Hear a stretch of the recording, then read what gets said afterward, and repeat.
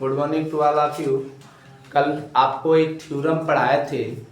अगर दो समरूप त्रिभुज हो, ध्यान देना, दो समरूप त्रिभुज हो, उनकी संगत भुजाओं का अनुपात आपस में क्या हो, बराबर हो, तो उनके क्षेत्रफलों का जो अनुपात होगा वह अलग अलग दोनों त्रिभुजों की भुजाओं के वर्गों के अनुपात की क्या होता है, बराबर होता है। कल इस पर सूत्र का डेरिवेशन किए थे। इस पर आधारित क्वेश्चन कुछ बताने चल रहे हैं। जैसे एक दो त्रिभुज दिया है, इस त्रिभुज में भुजाओं का अनुपात, भुजा का मान दिया है। एक क्वेश्चन है,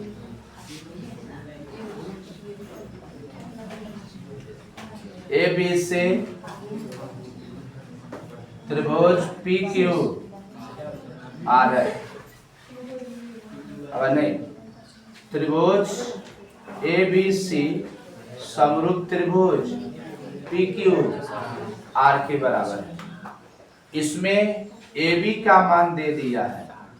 अगर ए बी का मान दिया हो कितना, अगर 1.4 सेंटीमीटर, इसका मान 1.4 सेंटीमीटर, और पी क्यू का जो मान दिया है वह 1.6 सेंटीमीटर, तो कह रहा है इन दोनों का एरिया का रेशियो कितना होगा, इन दोनों त्रिभुज के एरिया का रेशियो कितना होगा। तो आपने कल पढ़ा था ना, area of triangle A B C upon area of triangle P Q R. Theorem है, दो त्रिभुज, अगर दो त्रिभुज समरूप त्रिभुज होता है तो कल डेरिवेशन किए थे, इन त्रिभुजों के क्षेत्रफलों का अनुपात उनकी भुजाओं के वर्गों के अनुपात की क्या होता है, बराबर। तो ये क्या होगा, इसका एरिया प्लस अपन इसका एरिया इक्वल टू लिख सकते हो ए बी बट्टा पी क्यू का क्या लिखा जा सकता है, whole square. Area of triangle A B C upon area of triangle P Q are.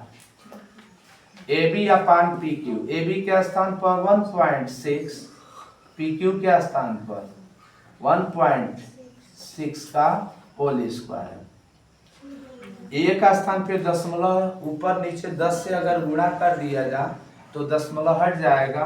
तो area of triangle A B C upon area of triangle P Q R, ये हो जाएगा 14/16 का होल स्क्वायर।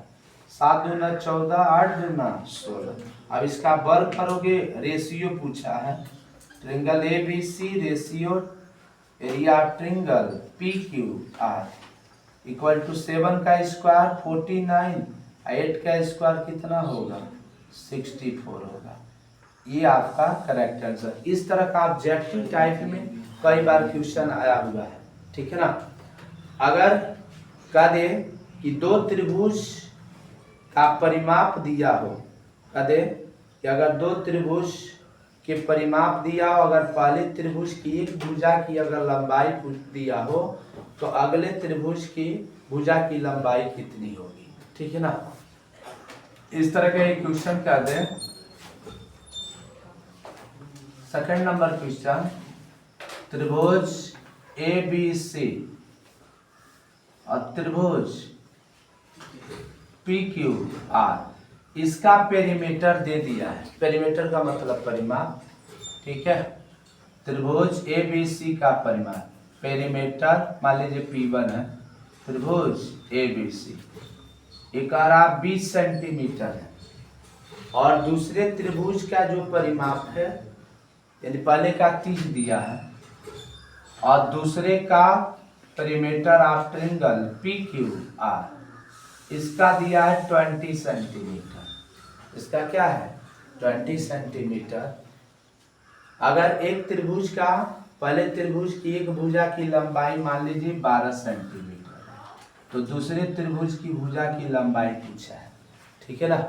तो आप याद रखिएगा, जब पेरीमीटर पूछता है, अगर दो त्रिभुज का परिमाप दिया हो, अगर उसकी एक भुजा का अनुपात पूछा हो, तो उसके लिए रूल होता है कि दो समरूप त्रिभुजों के परिमापों का अनुपात उनके भुजा के अनुपात के बराबर होता है। उसके वर्ग के अनुपात के बराबर नहीं होता है भुजा, यानी P1 of triangle ABC upon P2 triangle PQR equal to AB upon क्या लिखा जाएगा PQ।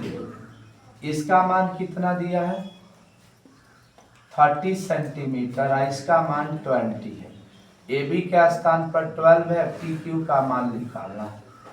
1 0 से 1 0 क्रॉस गुणा कर दो तो 3PQ इक्वल टू लिखा जाएगा क्या 12 दूना 24।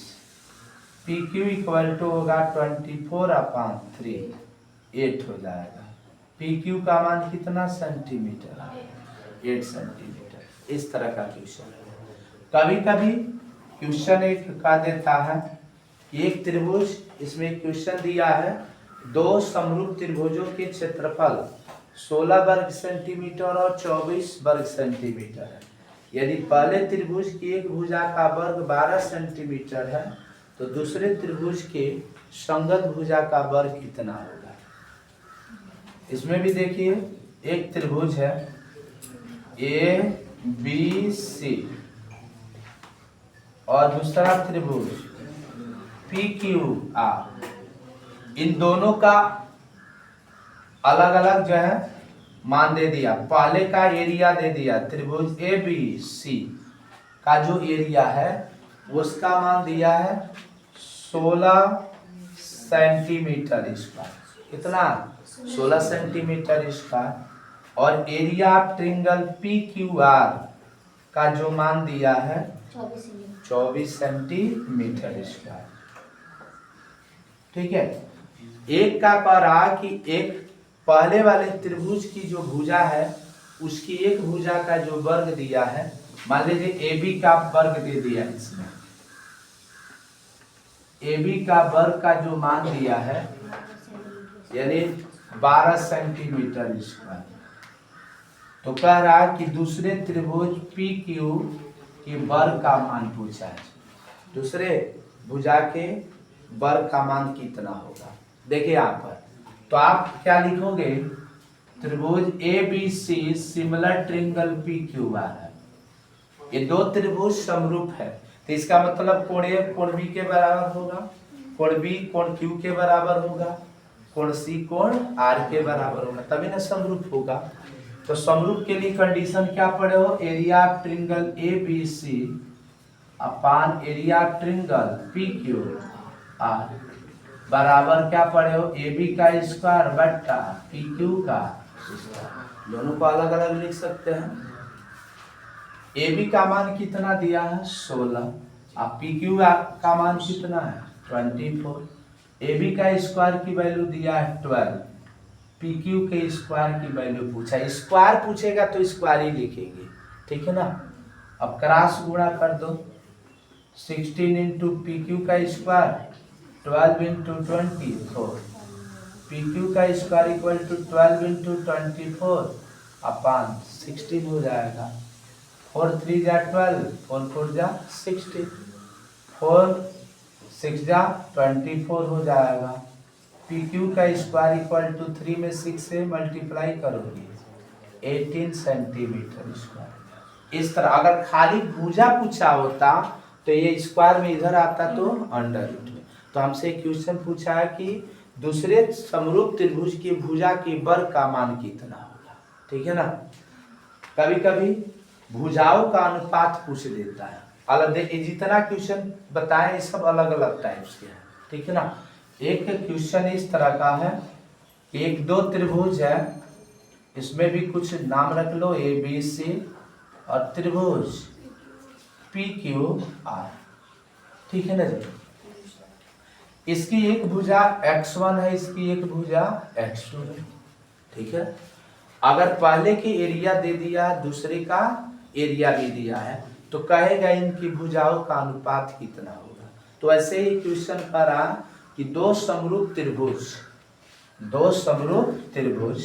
यानी पहले देख लीजिए त्रिभुज ABC समरूप त्रिभुज PQR है।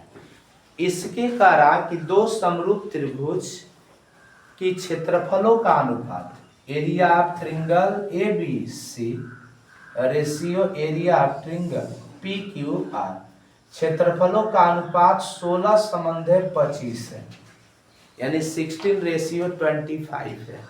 तो कह रहा है कि समरूप त्रिभुज की भुजाओं का अनुपात कितना होगा, यानी x1:x2 की वैल्यू हमसे पूछा है। तो कल आपको फार्मूला पढ़ाए थे, अगर इसकी एरिया A1 है और इसकी एरिया A2 है, ठीक है ना, तो इसको डायरेक्ट हम x1/x2 इक्वल टू फार्मूला पढ़ाए थे कि अंडर रूट में भुजा का अनुपात निकालना हो तो पहले वाले का एरिया अपान दूसरे का एरिया का मान जो होता है ये अंडर रूट में हो जाता है, ठीक है ना जी। यानी A1/A2 का बराबर होता है अंडर रूट में A1 का स्क्वायर, इसको इस तरह भी लिख सकते हैं अंडर रूट में A1/A2 पढ़ाए थे। इसका मान कितना दिया, पहले वाले का मान 60 और दूसरे वाले का मान 25। तो x1/x2 अंडर रूट में रहता है तो पहले इसका स्क्वायर रूट निकालते हैं, क्या निकालते हैं, तो 16 को हम 4 गुणे 4 लिखेंगे, 25 को 5 गुणे 5 हो जाएगा।